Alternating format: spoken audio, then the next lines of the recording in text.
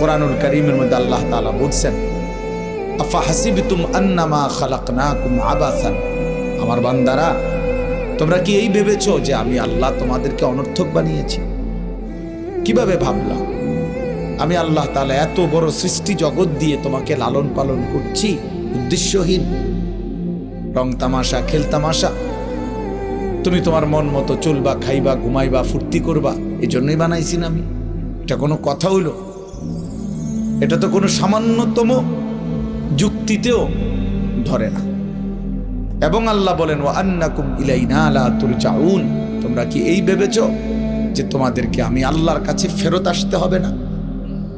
কি মনে করছো বান্দা, তোমারে ছেড়ে দিছি আমি একদম, তুমি আমার বাঁধন থেকে মুক্ত? না না, আল্লাহ তাআলা বলেন, ইলা রব্বিকা মুনতাহাহা, তোমার রবের নিকটেই তোমার শেষ ঠিকানা, তোমার শেষ সমাপ্তি তোমার রবের কাছে। ইলা রব্বিকা ইয়াউমা ইদিনিল মুস্তাকার, আল্লাহ বলেন তোমার রব আল্লাহর নিকটেই তোমার প্রত্যাবর্তন স্থল। ইলাইহি তুরজাউন, আল্লাহর নিকটেই তোমরা ফিরে আসবে। ইলাইয়াল মাসির, আল্লাহ বলেন আমার নিকটেই তোমাদেরকে প্রত্যাবর্তন করতে হবে। ইলাল্লাহি মারজিউকুম জামিআ, আল্লাহর নিকটেই তোমাদের সকলের প্রত্যাবর্তন স্থল। তুরাদ্দুনা ইলা আলিমিল গায়বি ওয়াশ শাহাদা, প্রকাশ্য এবং গোপন সব কিছু জানেন সেই মহান সত্তা আল্লাহর নিকটেই তোমাদেরকে ফেরত আনা হবে। এইভাবে আল্লাহ তাআলা একটা আয়াত, অগণিত আয়াতের মধ্যে এই কথা বলছে, বান্দা তোমার আমি ছেড়ে দেই নেই, তুমি লাগাম ছাড়া না, তুমি মুক্ত না, স্বাধীন না, তুমি আমি আল্লাহর হুকুমের অধীন, তুমি আমার সিদ্ধান্তের অধীন। আমার ফয়সালা ছাড়া তোমার জিন্দেগির একটা হাত পাও, একটা নিঃশ্বাসও আসা যাওয়া করে না। আল্লাহর নবী সাল্লাল্লাহু আলাইহি সাল্লাম বলেছেন, মানুষের প্রতিটা নিঃশ্বাস ভিতরে ঢোকে, বের হয়, তো আল্লাহ তাআলার কাছ থেকে অনুমতি নিয়ে ঢোকে, অনুমতি নিয়ে বের হয়, আলাদা আলাদা, প্রত্যেকবারেই আলাদা আলাদা অনুমতি নেয়, অনুমতি নিয়েই ঢোকে, অনুমতি নিয়েই বের হয়। তাহলে আমাদের একটি নিঃশ্বাস আমার আয়ত্তে না, আল্লাহ তাআলার হুকুমের অধীন, হুকুমের অধীন। এই জন্য কোরআন শরীফে আছে, মক্কাবাসী নবীজির কাছে জানতে চাইছে যে মুহাম্মদ বলো তো রূহ কি জিনিস? আমরা বলি না ওনার রূহের মাগফিরাত, ওনার রূহ চলে গেছে, এই রূহ কি? কি চলে গেছে? এই গোশত পড়ে গেছে নাকি না নাক পড়ে গেছে, না কান পড়ে গেছে, না আড্ডি পড়ে গেছে? কি হয়েছে? রূহ চলে গেছে মানে কি? লোকটা মৃত্যুবরণ করছে মানে কি? রূহ কি? আমাদের তো হাত একটা বোঝা যায়, এই যে হাত, এই যে নাক, এই যে চোখ, এই যে কান, তো রূহটা কি? এটাকে হাড্ডি না গোশত না হাত না পাও? তো আল্লাহ তাআলা উত্তর দিছে, কুলির রূহু মিন আমরি রাব্বি, শোনো নবী বলে দেন আপনি বন্ধু যে পৃথিবীবাসী শোনো, রূহ হচ্ছে আল্লাহ তাআলার হুকুম, এইটাই রূহ। আল্লাহ তাআলার একটা হুকুম অদৃশ্য, এটার নামই হচ্ছে রূহ। আল্লাহর হুকুম হচ্ছে তো সব মেশিন চলতেছে, আল্লাহর হুকুম হচ্ছে তো এক সেকেন্ডে সব স্তব্ধ হয়ে গেছে, একই মুহূর্তে। আর হাতও নড়ে না, পাও নড়ে না, রূহ চলে গেছে। এবার আর জিহ্বারও কোনো স্বাদ নাই, কানেরও কোনো শ্রবণ শক্তি নেই। এমনি তো মানুষ অসুস্থ হইলে সব অঙ্গ একসাথে অচল হয়ে যায় না, ধীরে ধীরে দুর্বল হয়, কিন্তু রূহ চলে গেছে, সবকিছু স্তব্ধ হয়ে গেছে। একই মুহূর্তে, একই সেকেন্ডে, এক পলকে সব ঠান্ডা। এবার আর লোকটা হাসেও না, কাঁদেও না, হাঁটেও না, বসেও না, হাতও নাড়ে না, পাও নাড়ে না, চোখও খোলে না, জিহ্বাও খোলে না, আর কোনো কিছুর স্বাদও তার নাই। এজন্য আল্লাহর নবী সাল্লাল্লাহু আলাইহি ওয়াসাল্লাম বলছেন, আকসিরু যিকরা হাদিমিল লাযযাত, তোমরা সব কিছুর স্বাদ মজা তোমাদের জীবন থেকে সরিয়ে দিবে, দূর করে দিবে যেই জিনিস, সেই মৃত্যুর কথা তোমরা বারবার স্মরণ কইরো, বেশি বেশি স্মরণ। মৃত্যু তোমার সব সুখ, সব আনন্দ, সব প্ল্যান, সব পরিকল্পনা, সব স্বাদ, সব মজা, সব ইচ্ছা আকাঙ্ক্ষা সব একসাথে স্তব্ধ করে দিবে, স্তব্ধ করে দিবে। আল্লাহ নবী বলছে মৃত্যু এসে তোমারে থামাই দিবে। কুল ইন্নাল মাউতাল্লাযী তাফিররুনা মিনহু ফাইন্নাহু মুলাকীকুম। আল্লাহ বলেন, হে নবী আপনি বলেন, মৃত্যু থেকে তোমরা যেখানেই পলায়ন করো না কেন, সে নিজেই তোমাদের সাথে সাক্ষাৎ করবে। মৃত্যু নিজেই তোমার সাথে দেখা করবে, তুমি বলতে হবে না। লিকুল্লি উম্মাতিন আজাল। আল্লাহ তাআলা বলে প্রত্যেকটি জাতি গোষ্ঠীর, প্রতিটি ব্যক্তি সম্প্রদায় গোষ্ঠীর মৃত্যুর সময় নির্ধারিত। ফাইদা জাআ আজালুহুম, যখনই মৃত্যুর সময় আসবে, লা ইস্তাখিরুনা সাআতাও ওয়া লা ইস্তাকদিমুন, এক সেকেন্ডও আর দেরি করবে না, আগেও আসবে না। এজন্য প্রিয় যুবক, মনে করো না তুমি বৃদ্ধ হবা না। অমিনকুম মান ইউতাওয়াফা মিন ক্বাবলু, আল্লাহ বলেন আমি বহু লোককেই বৃদ্ধ অবস্থায় পৌঁছবার আগেই মৃত্যু দিয়ে থাকি। কোরআন শরীফের আয়াত। অমিনকুম মান ইউরাদ্দু ইলা আরযালিল উমর, আর অনেককেই আমি আল্লাহ তাআলা চূড়ান্ত বৃদ্ধ পর্যন্ত পৌঁছিয়ে থাকি। সবাইকে আমি বৃদ্ধ বানাই না। জন্মিলে বুড়া হয় না, জন্মিলে মরিতে হয়। জন্মিলে মরিতে হয়, জন্মিলে বুড়া হইতে হয়। জন্মিলে বুড়া হইতে হয়, বুড়া হইবার আগেও মৃত্যু হয়। শিশু, কিশোর, নওজোয়ানেরও মৃত্যু হয়। ইন্না যারআ কাদ তুদরিকুল আহাতু ক্বাবলা আন ইয়াবলুগা।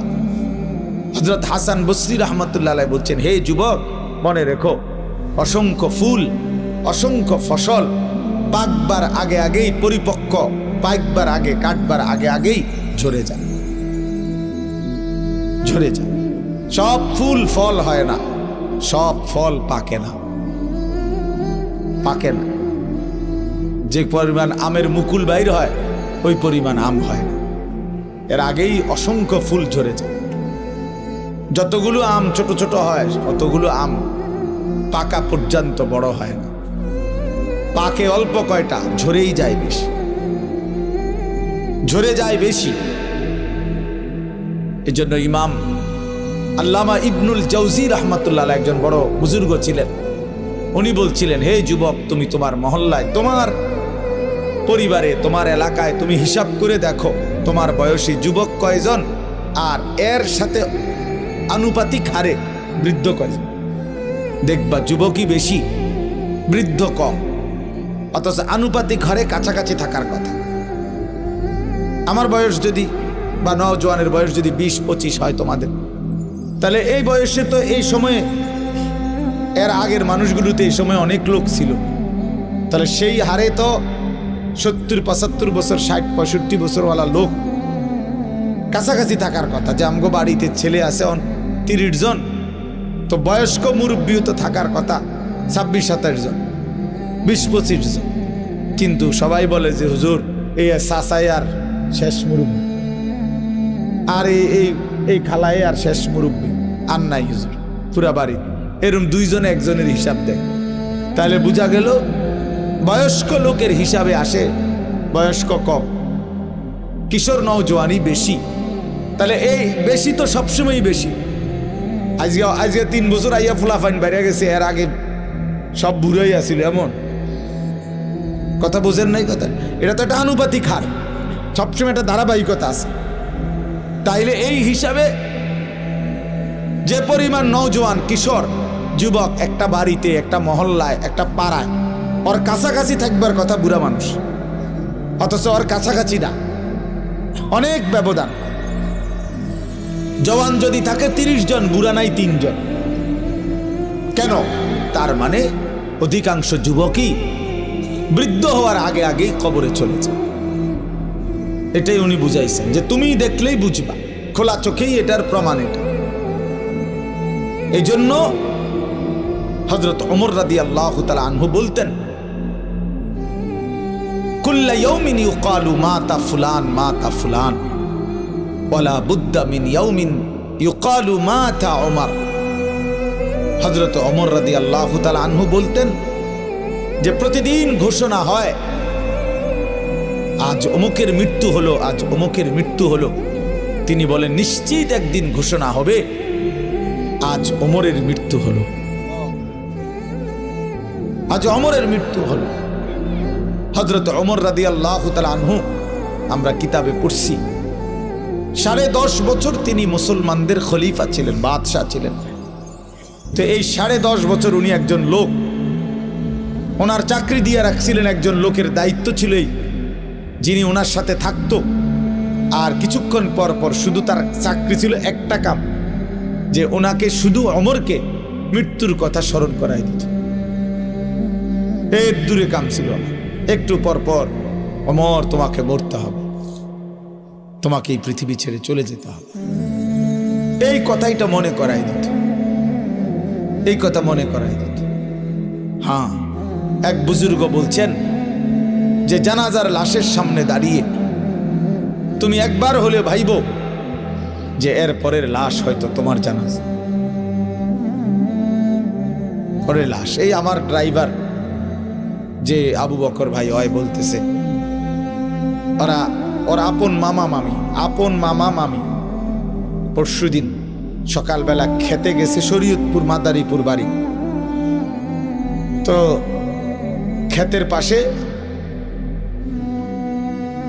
আপনার কারেন্টের লাইন কেমনে মনে গোপনে লাগাইছে যে খেয়াল করছে না।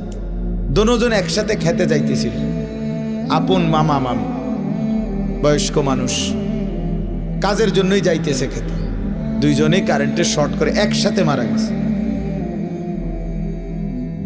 একসাথে স্বামী স্ত্রী।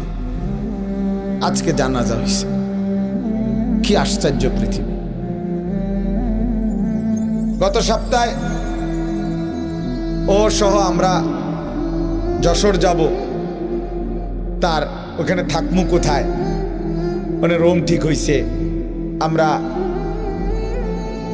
পদ্মার পারে, ও নিজেই বলছে হুজুর এখানে মাহফিলে আজকে না খাই, পদ্মার পারে ইলিশ মাছ দিয়ে ভাত খাবো। ঠিক আছে, আমরা অসুবিধা না, আমরা তো এদিক দিয়ে যাবো পদ্মার। এই সব প্ল্যান প্রোগ্রাম।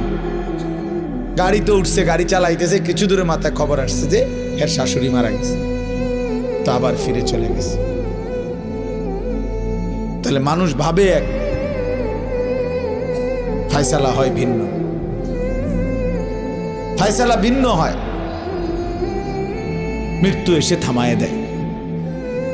এজন্য এই রাত গভীরে আমাদের এটা ভাবা উচিত। এই নীরবে একজন হলে একজন, আমি আগেই বলছি, শ্রোতা কোনো সমস্যা না, কম না বেশি এটা কোনো, তারার মাহফিলে লোক হইছে, তারার মাহফিলে লোক হইছে না, না লোক হইলেই কি না হইলেই কি, এটা কোনো বিষয় না। 10,000 মানুষ হইলে সফল, 10 জন হইলে ব্যর্থ, এমন কথা কোরআন সুন্নায় নাই।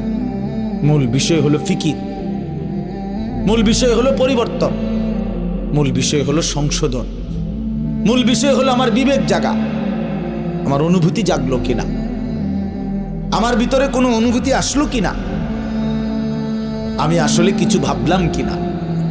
আল্লাহ তাআলা বহুভাবে ফাতাবিরু ইয়া উলিল আলবাব, এই যে কোরআন শরীফ আছে দোস্ত, আল্লাহ বারবার বলছে কথা, এটা কোরআন শরীফের কত জায়গায় আছে, হে বিবেকবান ফাতাবিরু, উপদেশ গ্রহণ করো, ফিকির করো।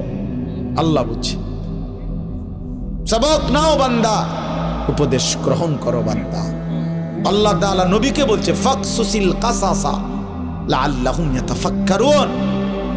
আল্লাহ বলছে বন্ধু, অবিশ্বাসী, নাফরমান, পাপী পেছনের যেই মানুষগুলোকে আমি আল্লাহ শাস্তি দিয়েছি, আযাব দিয়েছি, ফেরাউনকে, নমরুদকে, শাদ্দাদকে, কারুনকে, নূহ নবীর, লূত আলাইহিস সালামের, হুদ আলাইহিস সালামের জাতিকে, এরকম কত জাতি আমি আল্লাহ ধ্বংস করে দিছি, কত ব্যক্তিকে আমি আল্লাহ ধ্বংস করে দিছি।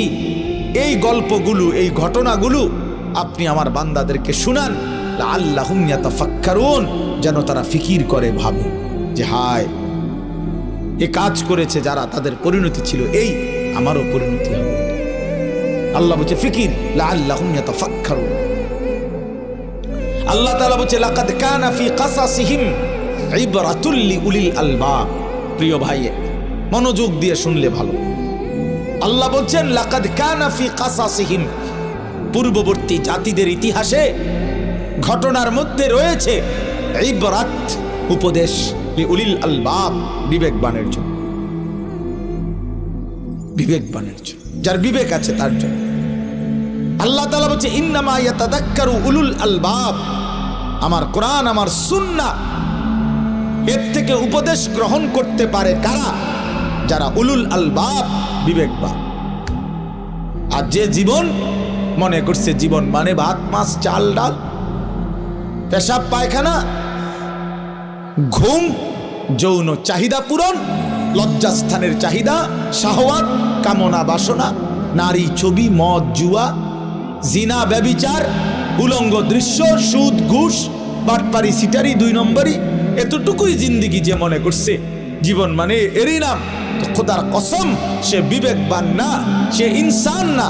ওই জীবন মানুষের জীবন না, ওই জীবন জন্তু জানোয়ারের জীবন, হাইওয়ানের জিন্দিগি,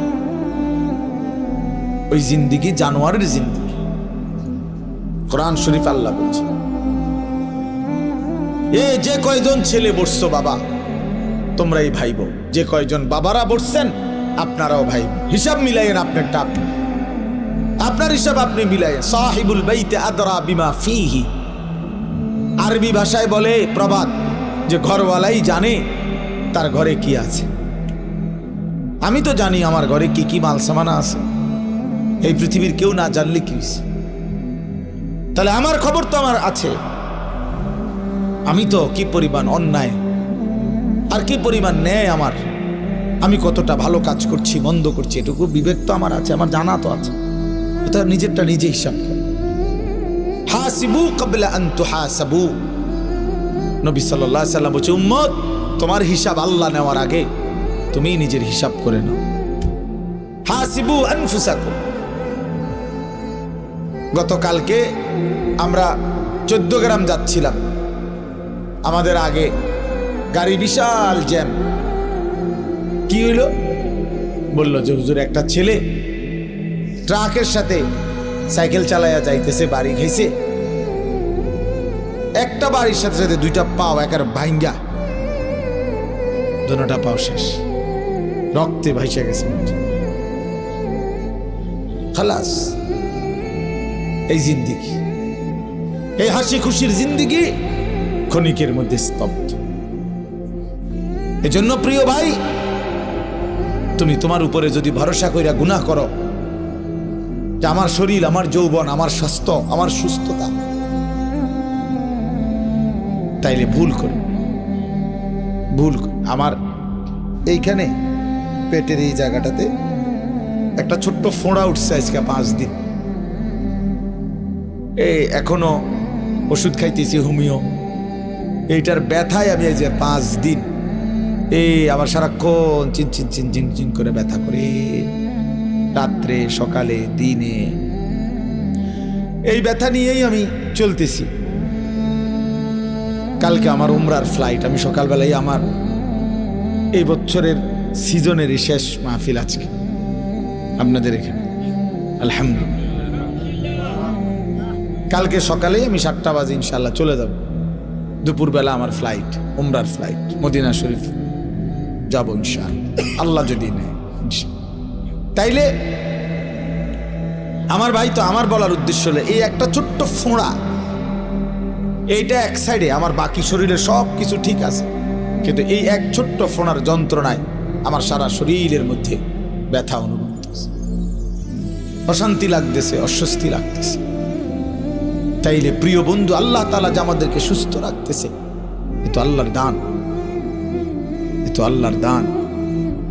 অতএব কি হিসাবে আমরা নাফরমানি করছি? যারা নামাজ পড়ে না কেন পড়ে না? যারা আল্লাহকে মানে না কেন মানে না? আমার বাবারা, আমার নওজোয়ানরা, যারা আল্লাহ তাআলার বন্দেগী করছো না ভাইয়া, কিসের একটা ছোটখাটো বুঝ করে নিও নিজের লগে, আসলে তুমি কি বুঝাইতে চাচ্ছ। এক ওয়াক্ত নামাজ পড়ো না যারা, আসলে কি মনে করছো নিজেরে? খোদার কসম বাপ, কমপক্ষে নিজেরে নিজে একটা বুঝাপড়া করে নিও। আসলে কি তা? তুমি নমরুদ না? তুমি কি তা আসলে? তুমি কি ফেরাও? মানে তুমি তার চাইতে বড় ক্ষমতাবান হয়ে গেছো না? তুমি সাদ্দাত, তুমি কারুন। তুমি কি ভাবছো নিজেরে? কি হিসাব করে নামাজ পড়ছো না? আল্লাহর সাথে প্রতিনিয়ত এই গাদ্দারি, এর কি কোনো শেষ নাই? কি ভাইয়া, এর শেষ নাই? কথা বলে না। এর কি কোনো শেষ নাই? এই জীবনের কোনো সমাপ্তি নাই তো? এরপরে কি? তোমার এই চুলের ফ্যাশন শেষ পর্যন্ত কতদিন দেখাইবা? শরীরের এই যৌবন কতদিন ধরে রাখবা? অহংকারী কতদিন করবা ভাইয়া? কতদিন?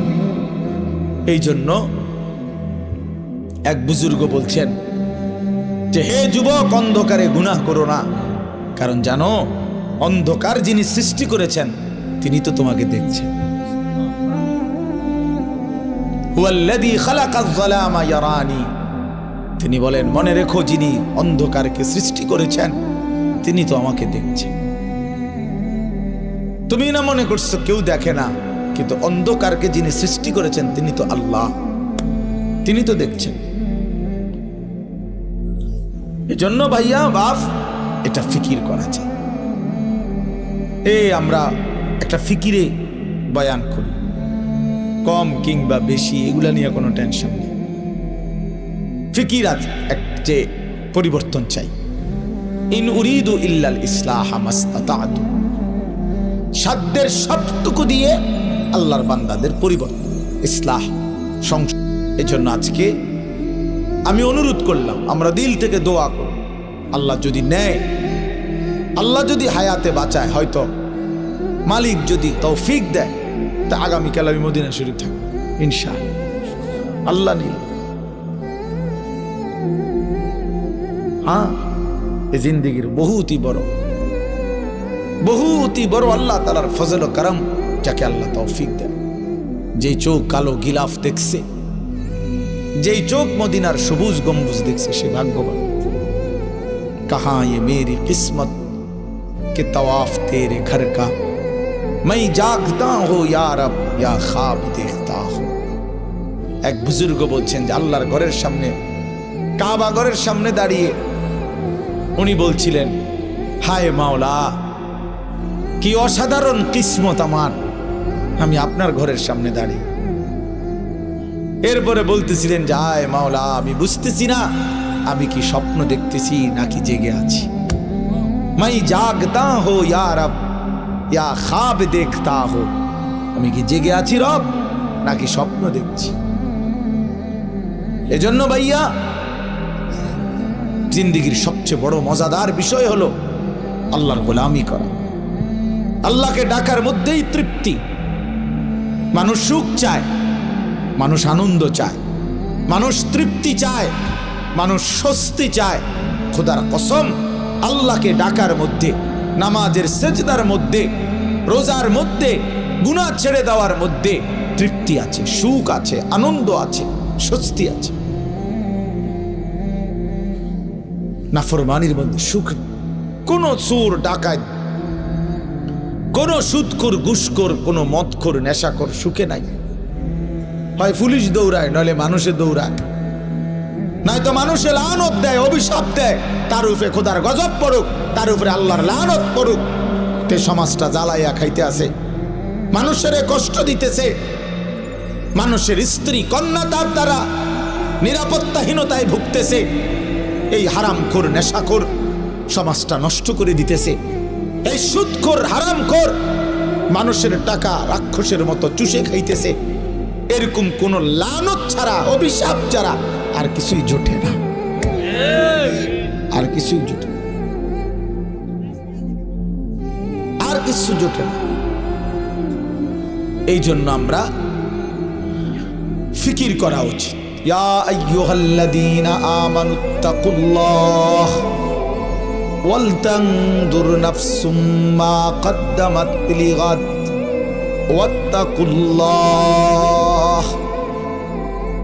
ইন্নাল্লাহা খাবীরুম বিমা তা'মালুন। রব্বুল আলামিন বলেন, হে ঈমানদার মুমিন, আল্লাহকেই ভয় করো। তুমি না মুমিন, তুমি তো কালেমাওয়ালা বান্দা, তুমি হিন্দু না, বৌদ্ধ না, তুমি তো বান্দা ইহুদি না, খ্রিস্টান না, কাফের না, মুশরিক না, তুমি তো মুসলমান। তুমি কেন আমাকে ভয় করবা না? আমি যদি বলি আমার সন্তানকে যে বাপ তুই তো আমার ছেলে, বাপ তুই কেমনে আমারে বাপ ডাকবি না? তুই সন্তান যদি আমারে বাপ না ডাকো বাপ, তাইলে আমার জীবনের আর পাইলাম কি? আমার জীবনের আর দেখলাম কি? এজন্য রব্বুল আলামিন বলেন, বান্দা তুমি তো স্বীকার করেছো লা ইলাহা ইল্লাল্লাহ মুহাম্মাদুর রাসূলুল্লাহ। তুমি তো বললা তুমি মুসলমান, তুমি তো বললা তুমি মুমিন, তুমি তো বললা তুমি ঈমানদার, তাইলে তুমি কেন সেজদা করবা না? আমি যদি ঈমানদার থেকেই সেজদা না পাইলাম, তবে আমি আল্লাহ সেজদাটা পাবো কার কাছে? আমার মুমিন বান্দা যদি আমি আল্লাহকে ভয় না করে, আমার গোলামি না করে, তো বান্দা বলো না আমাকে ভয় কে করবে? কার জন্য আমি কোরআন নাজিল করলাম? কার জন্য আমি শ্রেষ্ঠ বন্ধুকে পাঠাইলাম? কোরআনুল কারীমে আল্লাহ বলেন, লাকাদ মান্নাল্লাহু আলাল মুমিনিনা ইয বাআসা ফীহিম রাসূলাম মিন আনফুসিহিম। আল্লাহ বলে, বান্দা শোনো না বান্দা, আসমান জমিন চন্দ্র সূর্য আলো বাতাস রোদ বৃষ্টি সাগর পানি ক্ষেত ফুল ফল ফসল খাদ্য খাবার স্ত্রী সন্তান দালান বিল্ডিং ঘর মাটি, এগুলো তো আমি সকলকেই দিয়েছি। ইমানদার কাফের মুশরিক বেঈমান নাস্তিক মুরতাদ সবাইকেই তো দিয়েছি, কিন্তু মুমিন আমি আলাদা স্পেশালি তোমাদেরকে মুমিন হিসাবে সবচেয়ে বড় নিয়ামত যেটা দিয়েছি সেটা হলো আমার কলিজার টুকরা রাসূল, আমার আখিরি বন্ধু নবী মুহাম্মদ তোমাদেরকে দিয়েছি। আল্লাহ বলে, মুমিন আমি বেঈমানকে বাড়ি দিয়ে দিলাম, ঘর দিয়ে দিলাম, দুনিয়া দিয়ে দিলাম, তোমারে রাসূল দিলাম, তোমারে বন্ধুকে দিলাম, নবীকে দিলাম। এজন্য বাপ এটা হিসাব মিলানো উচিত, কদর করা চাই, কদর করা। আল্লাহ তাআলা আমাদেরকে সবকিছুই শ্রেষ্ঠ দিয়েছেন, আল্লাহ নিজেই শ্রেষ্ঠ। আমাদের নবী মুহাম্মদ সাল্লাল্লাহু আলাইহি সাল্লাম তিনিই সর্বশ্রেষ্ঠ, এবং আমাদের কিতাব কোরআন এটাও সর্বশ্রেষ্ঠ, আমাদের ধর্ম ইসলাম এটাও সর্বশ্রেষ্ঠ। আমার ধর্মের চাইতে দামি কোনো ধর্ম নাই, আমার কিতাবের চাইতে বড় কোনো কিতাব নাই, আমার রসুলের চাইতে বড় কোনো রসুল নাই, আমার আল্লাহ ছাড়া কোনো রবই নাই, বানানেওয়ালা নাই, পালনেওয়ালা নাই। তাহলে আমার তো সব আছে, আমার আল্লাহ আছে, আমার রসুল আছে, আমার কোরআন আছে, আমার ধর্ম আছে, ইসলাম আছে। আমি কেন নষ্ট হব? আমি কেন চরিত্রহীন হব? আমি কেন লম্পট হব? আমি কেন জুয়ারি হব? আমি কেন সুদখোর হব? আমি কেন হারামখোর হব? আমার স্ত্রী কেন বেপর্দা হবে? আমার স্ত্রী কেন বেহায়া হবে? কেন? কিসের অভাবে আমরা ভুল করলাম? কি কারণে আমরা হেরে গেলাম? এই জন্য দোস্ত আমার, বন্ধু আমার, আল্লাহ তাআলা এটা বলছেন যে বান্দা আমি তোমাদের জন্য ইয়া আইয়ুহাল্লাযীনা আমানু কুতিবা আলাইকুমুস সিয়ামু কামা কুতিবা আলাল্লাযীনা মিন ক্বাবলিকুম লাআল্লাকুম তাত্তাকুন। আল্লাহ বলে, বান্দা সারা বছর আমি তোমাকে ডাকছি, আমার গুনাহ ছেড়ে দাও, আমার নাফরমানি ছেড়ে দাও, তাকওয়া অবলম্বন করো।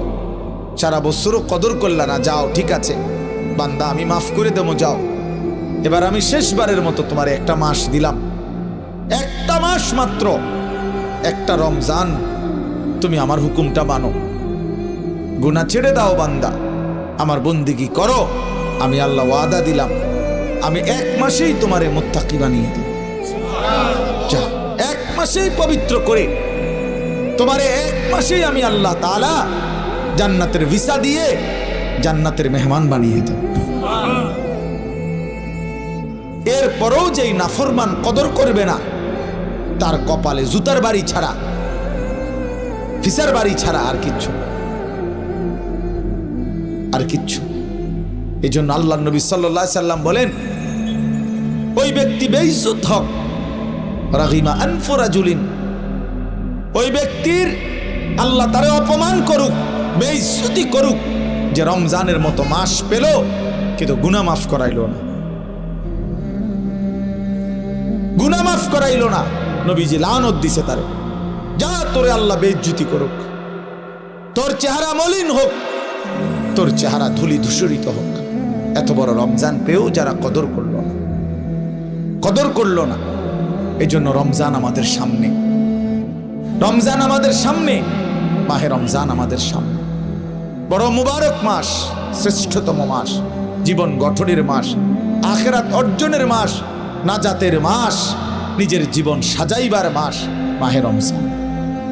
আমি অনুরোধ করলাম রাত গভীরে, আজকে দিল থেকে আমি আপনাদের সবাইকে, ছেলেরা, বাবা, তোমাদেরকে, তোমরা ভাইয়া ঘুরে দাঁড়াও, ফিরে আসো ভাইয়া, মাহে রমজান তোমাদেরকে ডাকছে।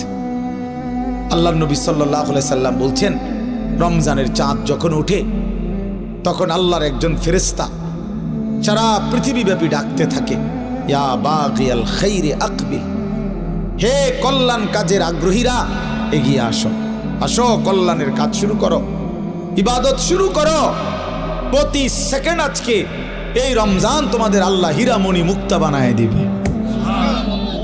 আসো, সেজদা দাও, ইফতার করো, সাহারি খাও, রোজা রাখো, তারাবি পড়ো 20 রাকাত, শেষ দশক ইতিকাফ করো, শবে কদর তালাশ করো, একবার জিকির করো, একবার তেলাওয়াত করো, একবার দোয়া করো, একবার কান্নাকাটি করো, একবার আল্লাহর ঘরে তাওয়াফ করো, জিয়ারত করো, ঘুরো, ছোট মালিকের কাছে ছুটাছুটি করো।